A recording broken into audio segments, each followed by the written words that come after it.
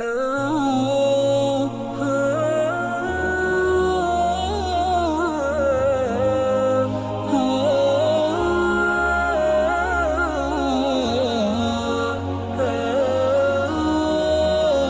بالله من الشيطان الرجيم. بسم الله الرحمن الرحيم. وإذ قال موسى لقومه إن الله يأمركم أن تذبحوا بقرة قالوا أتتخذنا هزوا قال أعوذ بالله أن أكون من الجاهلين. Number 1. دین رستو آیتونو کې یو واقعه را روانه ده.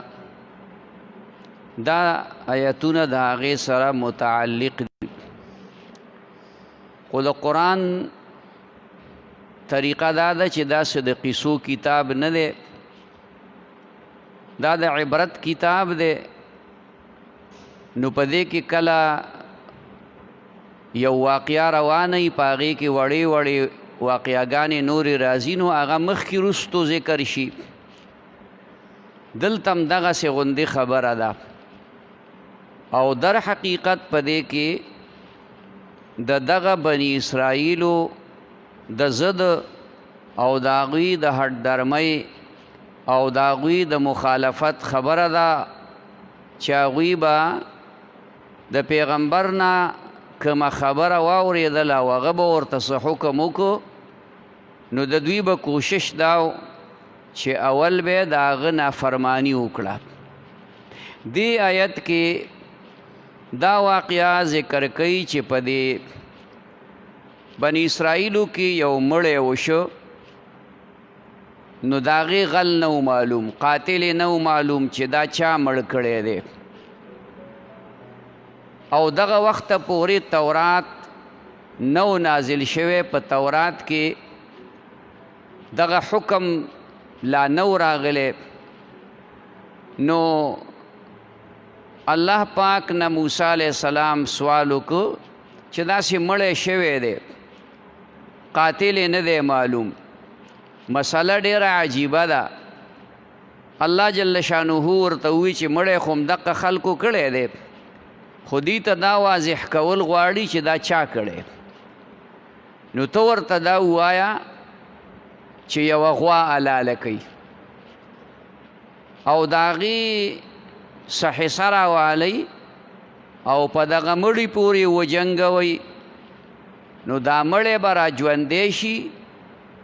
نو چې چا قتل او بیا به مړ شي. دې ته دا خبره څه ډېره عجیبه ښکاره شوه او د ټوکو او د ګپ ورته ښکاره شوه. نو چې موسی علیه السلام ورته ووایي چې خدای دا حکم کوي چې تاسو غوا ذبحه کوئ، نو دوی ښه اوس زموږ سره ګپې لګې، ټوکې را پورې کې. موسی علیه السلام ورته ووایي د خدای بندګانو، تاسو جاهلان یې، نور زه تاسو په شانتې جاهل یم؟ زه خو د خدای پیغمبر یم، زه چې کومه خبره کوم هغه د الله د طرف نه کوم. د خدای په خبرو کې ټوکې، استهزاء او ګپې نه وي، هغه واضحه خبره وي. مطلب یې دا و چې دوی د غوا ذبحه کوي، دا ورته عجیبه خبره ښکارېدله. نو په موسی علیه السلام باندې سوالونه شروع کړو. ښه وې زه ته د خدای نه سوال وکړه چې دا غوا څنګه ده، کم حیثیت والا غوا ده. نو الله پاک نه هغه تپوس وکړو، نو ویې ورته چې دا داسې غوا ده چې بوډۍ هم نه ده او بلکل کچه سخوندر هم نه ده، درمیانی حال سخوندر ده، لنګونې نه دی کړی، او دارنګې چې که به دی یوې نه ده کړې، یعنی جوتی هم نه ده، او دارنګې ارټ باندې هم چا نه ده تړلې، اوبې هم نه دي راوښکلي. نو سات په سات به دوی یو تپوس کو، سات په سات چې دا یو خبرې جواب به ورته راغی نو بیا به بل تپوس وکړه نو بیا به بل تپوس وکړو هغه واقعه دلته ذکر کوي چې دوی ته نتیجه بیا سره ووتله دا فرمایي وَإِذْ قَالَ مُوسَى لِقَوْمِهِ هر کله چې ووی موسی علیه السلام قوم خپل ته ان الله یأمرکم بشک الله حکم کوي تاسو ته ان تذبحوا بقره چې ذبح کوي یوه غوا هر څنګه چې دلته د عربیت الفاظ داسې دي بقرتن بس یوه غوا وی نو که دوی دا تپوسونه نه وی کړی نو بس هر څنګه غوا کې رانیولې وې توره وې سپینه وې زیړه وې لویه وې وړه وې کچه وې هر څنګه چې وې خو چې په دې اول ځلې غوا لاله کړی وې نو هر څنګه غوا چې وې دغه کار به پې کېده خو دوی د خدای په کارونو کې د خدای په حکمتونو کې لاسوال شروع کړل نو د دې وجې نه ګرانه شوه ورته قالو ووی دوی اتتخذنا هزوا آیا ته مونږ لره په ټوکو یعنې ګپې را سره قال وی موسی علیه السلام اعوذ بالله پناه غواړم زه په الله سره ان اکون من الجاهلین چې شم زه د جاهلانو نه دا خو د جاهلانو کار دی د دین په خبرو کې ګپې او ټوکې کول دا زه پیغمبر یم د الله قالو اوی دوی ادعو لنا دعا وکړه زمونږ دپاره ربک د رب خپلنا یبین لنا چې بیان کې مونږ ته ماهیه څرنګې د دا غوا دا ماهیه مطلب دلته دا دی چې یاره دا زړه غوا ده او دا مذکر ده که دا مؤنث ده سخوندر ده سخوندر دی دا تپوس قال اوی موسی علیہ السلام انه یقول بیشک الله فرمائی انها دا یو غوا ده لا فارض نه بوډۍ ده لا بکر او نه ځوانه ده یعنی بالکل کچا سخوندره نه ده عوان بین ذلک درمیانی ده په منځ د دې کې داسې حالت کې ده چې سخوندر خدا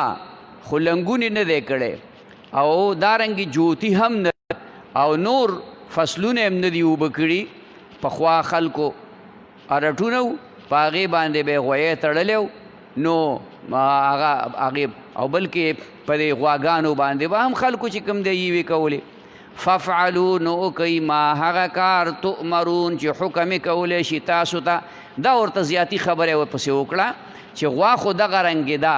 خو دا کار وکئ نور تپوسونه مه کوئ ځان ته خبره مشکله کوئ مه څونه چې خلک په یو خبره کې تپوسونه کوي نو دونه ورته مشکلات بیا پیښیږي نبی علیه الصلاة والسلام د خلکو د بعضې ناپویه خلکو چې کوم هغه یا به نوي مسلمانان شو د هغې ته بلا د نبی علیه السلام د مجلس آداب معلوم نه یا دا منافقانو نه هغې به سوالونه کول نو داسې حالانکه صحابه کرامو ډېر تپوسونه نه کول خو دا دغه منافقانو یهودیانو به کول نو بیا الله ورته وی لا تسألوا عن اشیاء ان تبد لکم تسؤکم د ډېرو خبرو تپوسونه مه کوئ که چرتې د هغې جواب درته میلاو شي بیا به غمجن یئ بیا به خفه یو سړی راغی وی زما په دغه ماشوم پیدا شوی دی پاتور دی مطلب یې دا و چې زه سپین یم ښځه مې سپینه ده او ماشوم تور پیدا شو نو هغه نبی علیه السلام ورته وایي ستا چېرته اوښان شته وی چې او ستا دې اوښانو کې یو رنګ بل رنګ والا شته دی وی او تورم پکې شته خړم پکې شته نسواري غوندې هم پکې شته وی دا د کوم ځای نه راغلي دا خو د خدای تقسیم دی کله به یو څنګه کله به بل څنګه مور پلار به ښایسته وي بچی به ترې بدرنګ پیدا شي مور پلار به بدرنګ وي بچی به ترې الله ښکلی او ښایسته پیدا کړي دا د الله تقسیم دی د الله تخلیق دی الله یې داسې کوي نو دا ډېر تپوسونه دا سړی مصیبت کې اخته کوي قالو اوی دوی ادعو لنا دعا وکړه زمونږ دپاره ربک د رب خپلنا یبین لنا چې بیان کې مونږ ته ما لونها څه دی رنګ د دې اوس د غوا رنګ ګوري یعنی یو سوال پسې بل سوال بل سوال پسې بل سوال قال وی موسی علیه السلام انه یقول بیشک الله فرمایي انها بقرة بیشک دا یو غوا د صفراء زیړه فاقع لونها پړق وهي رنګ داغې تسر الناظرین خوشحالی کتونکو مطلب چې ښایسته ده نو هر ښایسته سیز ته چې سړی ګوري پې خوشحالیږي ښایسته بوټی دی ښایسته ونه ده ګل دی هغې کې سړی ته سرور ملاویږي دا د انسان فطرت دی چې هر حسن هغه د انسان څاروی چې ښکلی وي هغې هم خوښي نو یې دا داسې غوا ده چې رنګ یې زیړ دی اوس بیا دوی ګرځېدل شروع کړو چې یاره دا لا څنګه غوا به قالو ادع لنا اوی دوی چې دعا وکړه زمونږ دپاره ربک د رب خپلنا یبین لنا چې بیان کړي مونږ ته ما هیه څه قسم ده دا غوا ان البقره بېشکه دا غوا تشابه علینا ګډه وډه شوه په مونږ باندې مشابهت راغی چې دا کومه غوا وی و انا ان شاء الله بېشکه مونږ که چرې خوښه شي د الله لمهتدون هدایت موندون کیو دا ټکې که دوی په اول کې ویلی وی چې ان شاء الله لمهتدون نو بیا به دوی ته ډېره په اسانه باندې دا غوا میلاو شوی وي خو دوی دا څلورم تپوس بیا وکړو چې دا اوس هم پې پوه نه شو یاره چې دا څنګه غوا ده مونږ خو ډېر ګډوډ شو په دې خبره کې یو ځل دا تپوس دی چې یاره دا غوا چې کومه دی نو څه حیثیت لري ځوانه ده که بوډۍ ده رنګ یې څنګه دی بیا وایي چې کومه دی د دې څه حیثیت دی دا راته ووایه هغه خبره ورته کوي قال اوی موسیٰ علیہ السلام انہو یقول بیشک اللہ فرمائی انہا بقرتن بیشک دا یوغوادا لا ذلول ندا زلیل کڑے شوی تثیر الارض چی یوکی زمکا ولا تسقی الحرث او نخڑو بی فصل لرا غدا سالم دا لا شیعت فیہا نشت داغ پدے کے دا ورطا آخری خبره وکړه چې دا روغه غوا ده باقاعده ته ورباندې د هغې صفات دا ټول یې ورته ذکر کړل به دوی شروع شو نو ګرځېدل ګرځېدل ګرځېدل مودې پکې تېرې شوې د صفتونو باندې غوا چېرته پیدا کېدله اما خو تاسو ته مخکې وي چې مفسرینو دا خبره لیکلې ده چې که چېرته دوی په دغه وخت کې یو هر قسم غوا رانیولی وی په دې اول سوال بس هغې لاله کړی وی مقصد به حاصل شو خو دې ځان ته په خپله باندې ګرانه که بیا دا غوا نه میلاوېده نو آخر یو ځای کې غوا پیدا کړه دا ټول صفتونه پکې موجود وو چې بوډۍ هم نه وه او دارنګې چې کوم دی نو ډېره زیاته کچا سخوندر هم نه وه درمیان حالې وه دارنګې رنګ هم مزېدار ښکلی زیړ رنګ یې و پړقېدونکې وه دارنګې چې کومه دی فصل هم نه و خړوب کړی او دارنګې یوه جوتی هم نه وه دا ټول صفتونه پکې موجود شو نو دا د یو الک سره یو نوجوان سره دا غوا وه د هغه پلار مړو مور یې ژوندۍ وه نو هغه دی ورته وی چې دا غوا په موږ را خرڅه کړه هغه وی نه زه خو به د مور نه تپوس کوم مور که راته وي چې خرڅ یې کړه نو در به یې کړم که نه نو نه یې خرڅومه مور ورته وی چې مې خرڅوه بهرحال په دې تلو راتلو کې سوال جواب وړه راوړه سوال جواب وړه راوړه آخر دې ته خبره ورسېده دوی ورته وویل چې د دې نه به موږ سرمن وباسو او هغه سرمن به تا ته د سرو زرو نه ډکه کړو د سرو زرو یو لوی پنډوکې به د سرو زرو درله درکړو هغه مور نه تپوس وکړو مور ورته ویل ټیک ده ورې کوله سرمن وښکله او دوی سره زر را جمع کول په دې کې ځان له ورځې تېرې دي هغه سره زر چې وله په هغه لوښي کې واچول په هغه سرمنه کې نو هغه په یوه غوا باندې الله تعالی کروڑپتی که مثال په طور باندې او دوی په یوه غوا باندې الله تعالی خوار او ذلیله کړل ځکه چې دا دومره لوی دولت را جمع کول داسې اسانه خبره خو نه وه دا وجه څه وه دا هډدرم او زدیان خلک وو دوی چې کوم دی په یو خبره باندې عمل د پیغمبر به نه کوو پیغمبر ورته مخې ته دی معجزې ورته ښکاره کوي او د هغې باوجود دوی چې کوم دی نو عمل نه کوي نو نقصان ورته دا ورسېد چې ورته بدني نقصان ورسېد څونه ګرځېدل روایات زیات مختلف راغلي دود پکې دا راغلي چې 40 کالو پورې دوی وګرځېدل دا روایات هم راغلي دي او زیاده 40 ورځې وګرځېدل هر څومره ورځې چې خو یو غوا پیدا کول څه دومره ګران کار خو نه و که عامه غوا وې بس خو دغلته ورشه او میله کې غواواله او راځه نو دغسې هلته و وطن کې ملک کې چې کوم دی غواګانې وي د خرڅ غواګانې میلاوېدې خو دوی ځان ته په خپله باندې یو مشکل جوړ کړو نو بدني تکلیف میلاو شو مالی تکلیف میلاو شو ذهني تکلیف میلاو شو او چې غوا یې لاله کړه او د هغې سر غوښه یې راوړه او هغې په هغه سړي پورې وجنګوله بس هغه رانیغ شي د هغې واقعه وروسته انشاءالله را روانه ده قالوا الآن اوی دوی چې الآن جئت بالحق اوس راتلو کړه تا په حق نه و اوسه پورې داسې ګپ شپ لګاو مړه اوس دې صحیح خبره پیغمبر ته وایي موسی علیه السلام ته وایي چې اوسه پورې تاسې چې خبرې کوئ دا ګپو اوس دې صحیح خبره وکړه نو صحیح خبره یې وکړه نو کم زیاته خبره ورسېده فذبحوها نو ذبح کړه دوی دغې غوا لره وما کادو یفعلون نو دوی چې کړی وی دا کار تیار ورته نه ذهني ورته تور ورته تیار نه خو آخر دا چې تیار شو ته د مجبورۍ نه تیار شو ځکه چې جنگ جوړېده مړی پروت دی او سړی غلی معلوم نه دی نو بیا د هغې دا طریقه په شریعت کې چې به دغې محلې والا به ټول نیولی کېږي او د هغه ټولې محلې والا له به قسم ورکولی کېږي 50 کسان به په دې کې قسمونه خوري دا ډېره لویه مشکل او ګرانه خبره ده نو د هغې نه بیا اختلاف هم پیدا باید سړی وي زه اړو قسم خورم نه زه د مړي نه څه خبر یم نو هغې په خپل منځ کې بیا د هغې نه شر او فساد او دوی خو ودسي چې دوی به د یو بل سره په معمولي خبرو جنګونه او جګړې کولې به هر حال وإذ قال موسی هر کله چې وي موسی علیه السلام لقومه قوم خپل ته ان الله بېشک الله یأمرکم حکم کوي تاسو ته ان تذبحوا بقره چې ذبح کوي یوه غوا قالو ووی دوی اتتخذنا هزوا نیسئ تاسو موږ لره په ټوقو باندې قال اووی موسی السلام